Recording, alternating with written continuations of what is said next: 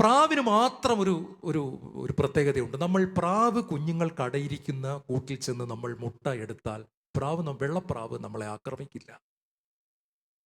നമ്മൾ ശ്രദ്ധിച്ച് നോക്കിയാൽ കാണാം, പ്രാവിൻ്റെ കണ്ണിൽ നിന്നും ഒരു തുള്ളി കണ്ണുനീർ അടർന്നു വീഴും. പിന്നീട് ആ ദേശം വിട്ട് എന്നേക്കുമായി ഒരിക്കലും തിരിച്ചു വരാതെ പ്രാവ് ദൂരേക്ക് പറന്നു പോകും.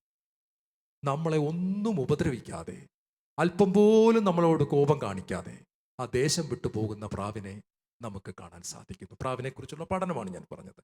പരിശുദ്ധാത്മാവിൻ്റെ ഒരു സ്വഭാവമാണ് പ്രതികാരം ചെയ്യാത്തവനായ ദൈവം. ഹല്ലേലൂയ. നമ്മളോട് ആഴത്തിൽ ക്ഷമിച്ച് സഹിച്ച് നമ്മളെ ചേർത്ത് പിടിക്കുന്ന, ബലപ്പെടുത്തുന്ന പരിശുദ്ധാത്മാവ്. ഈ സ്വഭാവം പരിശുദ്ധാത്മാവ് നമുക്ക് തരികയാണ്. ഈ പ്രാവ് വന്ന് ഇറങ്ങുന്നതിൻ്റെ അർത്ഥം ഈ സ്വഭാവവും ഞാൻ ആദ്യം പറഞ്ഞതുപോലെ ഒരു ഗിഫ്റ്റായിട്ട് തരും. നമുക്ക് ശാന്തത ഉണ്ടാക്കാൻ പറ്റുകയില്ല. ശാന്തത ദൈവത്തിൻ്റെ ഗിഫ്റ്റാണ്.